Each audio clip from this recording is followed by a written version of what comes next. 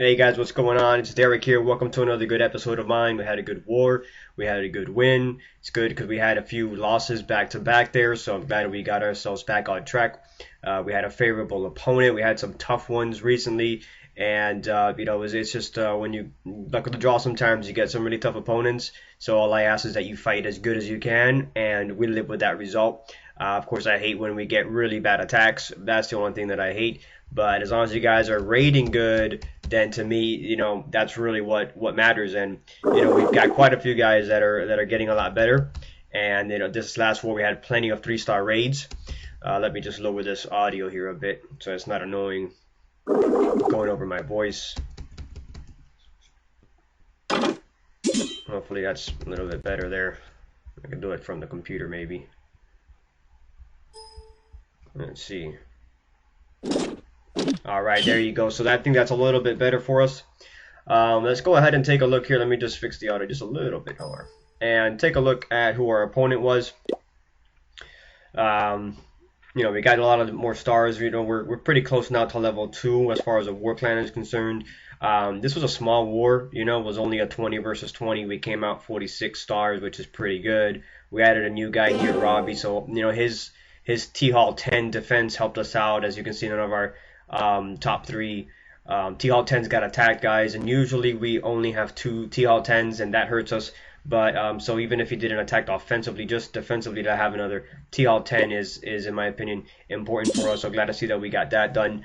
But let's go ahead and just show you 4 attacks, guys. I've got 2 from me. I attacked number 6. I attacked number 4. There we actually 3-star number 6. And then I 2-starred number 4. And then I've got here, I think this is a dragon raid down below, number 20 by Eric. I want to show you because this highlights a couple things that I've been talking about when it comes to using drags.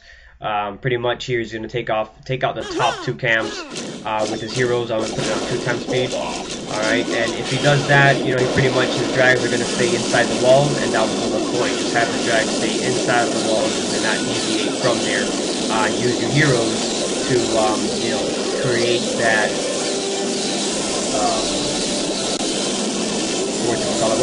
basically just to create space for the dragons to just come inside. If you eliminate those buildings, then that's pretty much what they're going to do, and that's exactly what they did.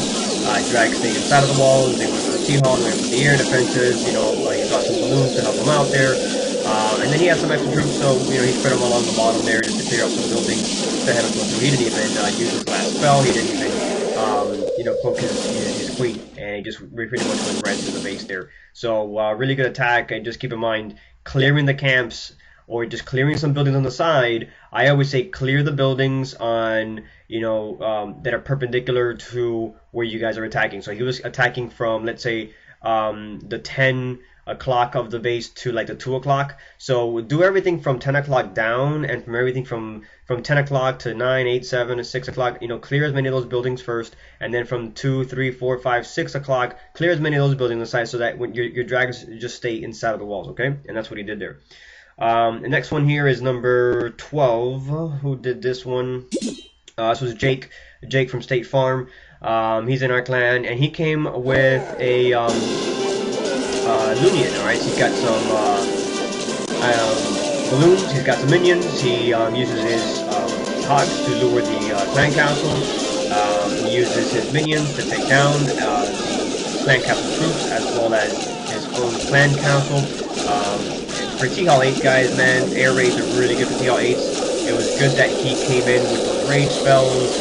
Maybe some heal spells would have been good as well. I always do like 2 rage, 2 heal. Really honestly what ended up hurting him in my opinion was he misdropped that 3rd rage spell to the right that's on top of the Dark Elixir storage. It's pretty much just amazing. So instead of dropping it on top of defense where the actual balloons are going to go to, then he backs it up with the minions, which is really important because now they can just go ahead and go to town on everything. Against T-Hall 8 it worked really well. This one was a close one because he had that last air defense that hadn't gone down. Really just because he had misplaced the spell, so just keep that in mind, which is why I wanted to show it. But he still worked out well because he still had his heroes to come in and finish up the job, and they were able to get it done just in time. As you can see here, his king is going through that wall, his queen's already taken one at a time on a couple of things. He go ahead and close her up, and boom, the king is going to go ahead and finish up the T-Hall. She'll back him up in a second there, and he got the 3-star. All right, that's a cool one. Not a lot of us use aerial raids besides dragons. I wanted to show that so that some guys in our clan can also add that strategy to their to their own attack styles. Here we go, number 6, guys. This one here, I'll pause it since this is something that I rated. I can explain to you what I was thinking. It's got a pretty spread out base, man, but you can just see, here, let me just scout it from this side. If you scout the base, you can see you can just access everything. Like, all this stuff is all connected. This other layer stuff is all connected. And excuse me, when you have these type of bases, if you bring a lot of witches, you'll overrun the base. And the reason why I know, because I had a base, the one that I have now, it was kind of open layout like this, and I got 3-star with a bunch of witches. It wasn't even a high level golem raid, it was just a lot of witches. And so I learned from that, and I've used it. I changed my gowiwi, my gowipe, my gowiwipe. I do it depending on the base. If it's a wide open base like this, not a lot of walls stopping me, I'm gonna take a ton of witches and just like overrun the freaking place, right? If it's like a lot of wall structures and obviously I can't get to certain places, I want to get some high level golems or pekkas to absorb all the damage while they're hitting wall. All right, so that's the way I see it, and that's how I approach it. This way I just came in with the witches. I don't lure clan castle. I went in, I eliminated these corner building guys because I don't want my wizards and my witches going perimeter. So that's why I started with wizards on the edges to form them inside. And you'll see right about here, I'm like, uh-oh, these guys are going to the right, and I don't want that. But just in time, they turn inside right after these wizards take care of that building right there. Boom, and now they come back. And that's what I need. Because I want my witches to fight the clan castle. That's how I fight. My gowiwi, my gowiwipe, whatever I do, I like it with the actual witches fighting the clan castle. And as you can see, everybody just keeps on going around the base, Plenty of witches, plenty of skeletons to aim at, and that's keeping my heroes alive for as long as I need them to be. That's keeping my wizards alive. My golems are just going and strolling through, taking fire. And that's really just what it's all about, Obviously everything's already taken care of, and they're just moving around the base, getting all the perimeter buildings down. And that's pretty well what's behind the logic on that attack. If you see bases like that just have those, basically, you can go around the whole base, but they've got several layers of them. If you do like a gowiwi there, I have 220 troops because I'm T-Hall 9. I put 3 golems in there. I put 6 witches. And I think actually I had a golem, I think, if I'm not mistaken, inside of the clan castle. I think if I'm not mistaken, I think that's what I did. All right, so it's either that or I just loaded up. But either way, in the end, it ended up being 3 golems, 6 witches, then my wizards, my wall breakers, 2 raids to heal, as I usually do. And then one more, guys. Who was the next one that I did? Was it number 4? 2-star this guy here. All right, this one's a little bit tougher base. But, I'm going to go from the side of the T-Hall. I like to make sure I get at least that 1-star. Here I go. Yeah, this is the one where I use the golem inside the clan castle. I spread out the golems, spread out the troops, bring in the witches, just like I did before. Bring in the... I had 1 P.E.K.K.A. And, boom, look at the witches go right to the clan castle, man. Skeleton. That's the whole logic behind it. That drew them in right where they needed to be, and that sucked everybody into that middle there, which is what I want to get the T-Hall. And then usually, you can always get like the 50%, and there you go, 2 stars, which is basically what I was aiming for. I didn't think I could do more than that. I was thinking that was my level group. Maybe if I had higher heroes or max golems or max wizzies, I could probably do better. But there you go, man. So that's an easy 2-star there, guys. That's gowiwi, gowiwipe, a good drag raid, and a loonion raid. So really 4 different types of raids. Take a look at these, practice them, guys. If you're not if you're not comfortable using them in war yet, just practice them, and then bring them to war. But just attack some really high, attack like, let's say like a T-Hall 8, and when we start 3-starring like a max T-Hall 8, then go to like a low level T-Hall 9 and see how far you can go. And that's how you can kind of gauge what kind of bases you can attack in war and feel comfortable coming through.